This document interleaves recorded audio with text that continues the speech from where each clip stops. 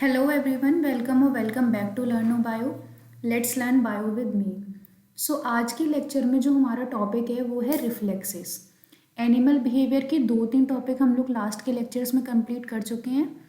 अब ये हमारा थर्ड या फोर्थ टॉपिक है जो है रिफ्लेक्सेस। तो रिफ्लेक्सेस टॉपिक में सबसे पहले जो हम पढ़ेंगे वो पढ़ेंगे रिफ्लेक्स एक्शंस। तो इसकी डेफिनेशन देख लेते हैं। रिफ्लेक्स एक्शन जो होते हैं वो क्या होते हैं? Simplest form of reaction to stimulation.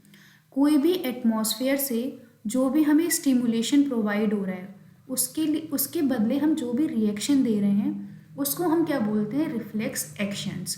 ये क्या है? इसकी सबसे सिंपलेस्ट फॉर्म है। जैसे इसका एक एग्जांपल मैं आपको बताऊं कि जैसे जब भी किसी भी हॉट सरफेस से या किसी भी गर्म बर्तन से, गर्म पानी से हमारा हाथ टच हो जाता है तो हम लोग तुरंत झट से अपने हाथ को वहाँ से हटा लेते हैं। तो ये जो रिएक्शन है हमारा, यही क्या कहलाया जाता है? Reflex action. So reflex actions are simplest form of reaction to stimulation. किसी भी स्टिमुलेशन के बदले में जो हम रिएक्शन देते हैं उसको हम क्या बोलते हैं? Reflex actions. और ये कैसे होते हैं? सिंपलेस्ट होते हैं। ये अब सेकंड देखते हैं इसका। ये ऑटोमेटिक होते हैं, मतलब अपने आप ही हो जाते हैं। ऑटोमेटिक रिस्पॉन्स हैं जिसमें या तो पूरी बॉडी इन्वॉल्व होती है या उसका कोई एक part. So automatic response of the body और part of body to a simple stimulus.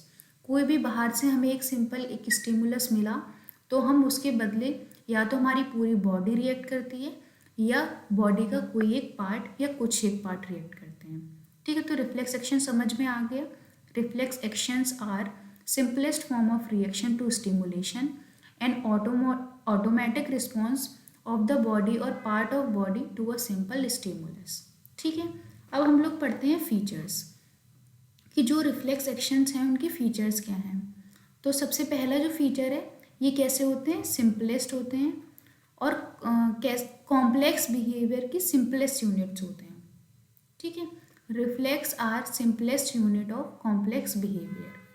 ये कैसे होते हैं? ऑटोमेटिक होते हैं, अपने आप होते हैं। इनवॉलेंट्री मतलब हमारी मर्जी के बगैर ही हो जाते हैं। एंड स्टीरियोटाइप का मतलब रिपीट, जो भी पहले बिहेवियर होगा वही सेम बाद में रिपीट होगा।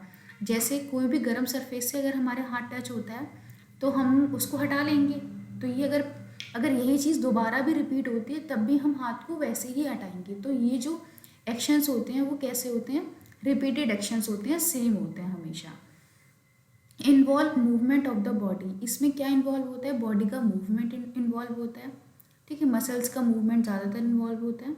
Outcome of neural mechanism. ये किसका आउटकम है? न्यूरल मैकेनिज्म है, क्योंकि पूरा ही रिफ्लेक्स एक्शन जो है वो न्यूरल मैकेनिज्म है। तो उसी का रिजल्ट है क्या? Reflex actions. जो हमारे जो भी स्टिमुलस है वो जाके ब्रेन तक पहुंचता है और उससे जो भी रिस्पॉन्स आता है उसके बदले हम क्या करते हैं? एक्शंस करते हैं। ठीक है, reflex actions directly proportional to stimulus strength.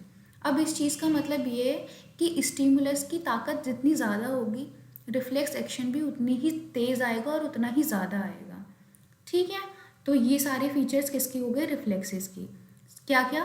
Reflex are simplest unit of complex behaviour, automatic, involuntary and stereotyped, involve movement of the body, outcome of neural mechanism. Reflex action जो है directly proportional to stimulus strength.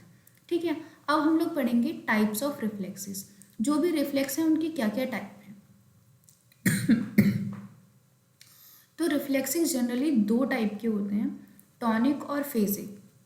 जो tonic reflexes होते हैं वो कैसे होते हैं? Slow होते हैं, लॉन्ग लास्टिंग होते हैं, involve maintenance of muscular tone, posture and equilibrium. ठीक है, तो जो टोनिक रिफ्लेक्सेस होंगे वो स्लो होंगे और ज़्यादा समय के लिए होंगे, और जो मसल्स की जो हमारी मसल्स होती हैं उनके मूवमेंट को इन्वॉल्व करते हैं और उनके मेंटेनेंस को भी इन्वॉल्व करते हैं। इसमें बॉडी की पॉस्चर और इक्विलिब्रियम को मेंटेन करना इज़ इम्पॉर्टेंट। उसके बाद आता है फेजिक रिफ्लेक्सेस। तो जो फेजिक रिफ्लेक्सेस होती हैं वो कैसे होती हैं? फास्ट होती हैं, वो शॉर्ट लिव्ड होती हैं। ये लॉन्ग लास्टिंग है, ये शॉर्ट लिव्ड है, मतलब बहुत कम टाइम के लिए होंगे। उसके बाद अकर ड्यूरिंग फ्लेक्शन ड्यूरेशन। ये बहुत छोटे से टाइम के लिए होते हैं। ठीक है, बहुत कम टाइम के लिए ये जनरेट होती हैं। अब आगे हम लोग बढ़ते हैं। अब हम देखेंगे क्लासिफिकेशन, जो भी हमारे रिफ्लेक्स हैं वो कितने कितने टाइप के होते हैं। ठीक है, तो जनरली कितने टाइप के रिफ्लेक्स एक्शंस हो गए? 1 2 3 4 5 6, टोटल 6 टाइप के रिफ्लेक्स एक्शंस होंगे। सबसे पहला है exteroceptor reflex, interoceptor reflex, फिर थर्ड है proprioceptor reflex, spinal reflex, conditioner reflex और अनकंडीशनर रिफ्लेक्स। ठीक है, जो पहला हमारा टाइप है एक्सटीरियो रिसेप्टर रिफ्लेक्स, इसमें जो भी स्टिमुलस है, यहाँ पे एस स्टैंड्स फॉर स्टिमुलस। ये जो स्टिमुलस है वो कहाँ से आ रहा है? आउटर सरफेस से। जो भी हमारी बॉडी को स्टिमुलस प्रोवाइड हो रहा है वो आउटर सरफेस से मिल रहा है, इसलिए हम इस रिफ्लेक्स को क्या बोलते हैं? एक्सटीरियो रिसेप्टर रिफ्लेक्स। अब उसके बाद आता है एटीरियो रिसेप्टर रिफ्लेक्स। इसमें जो स्टिमुलस होता है वो हमारे अंदर के ऑर्गन्स के थ्रू मिलता है, तो उसके बदले जो भी हमारे रिफ्लेक्स एक्शन जनरेट होते हैं वो क्या कहलाते हैं? एटीरियो रिसेप्टर रिफ्लेक्स। उसके बाद जो हमारा तीसरा टाइप आता है वो है प्रोप्रियो रिसेप्टर रिफ्लेक्स। अब इसमें क्या होते हैं? जो भी स्टिमुलस होते हैं वो कौन प्रोवाइड करता है? Skeletal muscles. तो इसमें मसल से हमें स्टिमुलस प्रोवाइड होता है और उसके बदले हम लोग रिस्पॉन्स देते हैं। उसके बाद फोर्थ जो हमारा टाइप है वो है स्पाइनल रिफ्लेक्स। इसमें क्या है? ये सेंट्रल नर्वस सिस्टम से पे कंप्लीटली डिपेंड होता है। इसमें जो भी स्टिमुलस होता है वो यहाँ पे जाता है पहले, फिर ये इसको प्रोसेस करने के बाद जो भी रिजल्ट होता है उसको हम क्या बोलते हैं? रिफ्लेक्स। ठीक है, उसके बाद जो हमारा फिफ्थ टाइप है वो है कंडीशनल रिफ्लेक्स। इसमें इस नाम से ही समझ में आ रहा है कि कंडीशनड है, मतलब वॉलेंट्री है, कि एक पर्टिकुलर कंडीशन पे ही होगा, हमारे वश में है इसको। ठीक है, ये जैसे हैबिट्स हो गई, जो भी जैसे कुछ एक चीज़ें हम लोग सीखते हैं, साइकिलिंग सीखते हैं, ड्राइविंग सीखते हैं। ठीक है, तो ये सारी हमारी पहले हैबिट्स होती हैं, लेकिन विद टाइम ही क्या बन जाते हैं? Reflex action. जैसे हम लोग पहले साइकिल चलाना सीखते हैं, जब हम सीख जाते हैं फिर कोई हमें साइकिल पे बिठा देगा तो वो एक हमारी एक हैबिट की तरह हम उसको आराम से चला लेंगे, तो वो एक अपने आप ही एक एक्शन में कन्वर्ट हो जाएगा कि हमारे हाथ में साइकिल आएगी तो हम उसको चलाएंगे आराम से। ठीक है, तो ये कंडीशनल रिफ्लेक्सेस हैं और ये वॉलेंट्री होते हैं, हमारी मर्जी के अकॉर्डिंग होते हैं, और हैबिट्स इसमें टाइम के साथ रिफ्लेक्स एक्शन में कन्वर्ट हो जाती हैं। इसका एग्जाम्पल क्या है? क्राइंग है, ड्राइविंग है, सेलिब्रेशन है, मतलब खाने को देख के सलाइवा प्रोड्यूस होना या ऐसे ही सलाइवा प्रोड्यूस होना, ये सारी की सारी चीज़ें किस में आती हैं? रिफ्लेक्स एक्शंस में। अब उसके बाद जो हमारा 6 टाइप है वो है अनकंडीशनल रिफ्लेक्स। यहाँ पे कंडीशंस थी, यहाँ पे कंडीशंस नहीं होंगी।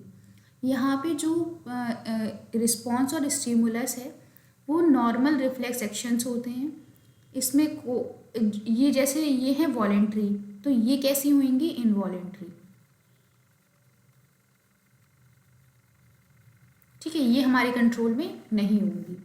ठीक है, जैसे इसका एग्जाम्पल क्या है? Closure of eyelids. अब आईलिड जो हमारी पलकें हैं वो क्या हमारी मर्जी से झपकती हैं या खुलती हैं?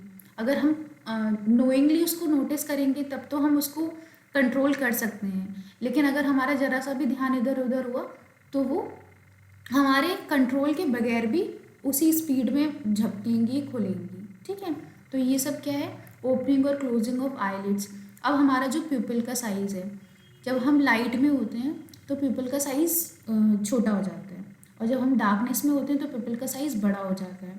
तो ये भी हमारे कंट्रोल में नहीं है, ये भी इनवॉलेंट्री एक्शन है, तो ये भी किसके अंडर आता है? अनकंडीशनल रिफ्लेक्सेस के।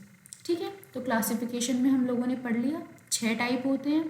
एक्सटीरियो रिसेप्टर, जहाँ से स्टिमुलस हमें बाहर की सरफेस से मिलता है। एटेरियो रिसेप्टर, जहाँ से स्टिमुलस हमें इंटरनल ऑर्गन से मिलता है। प्रोप्रियो रिसेप्टर, जहाँ से स्टिमुलस हमें स्केलेटल मसल से मिलता है। स्पाइनल रिफ्लेक्स, इसमें सेंट्रल नर्वस सिस्टम पे डिपेंड होता है। उसके बाद कंडीशनल एंड अनकंडीशनल। कंडीशनल मतलब जो कंडीशन पे डिपेंड्स होंगे रिफ्लेक्स एक्शंस, और अनकंडीशनल जो इनवॉलेंट्री होंगे, अपनी मनमर्जी से होते हैं। ठीक है, इन दोनों के एग्जाम्पल्स इंपॉर्टेंट है, इनको याद कर लेना है। तो आज के लेक्चर में हम लोग इतना ही पढ़ेंगे, बाकी हम नेक्स्ट में कवर करेंगे। ठीक है, तो मैं आज का लेक्चर यहीं पे ओवर करती हूँ। Thank you.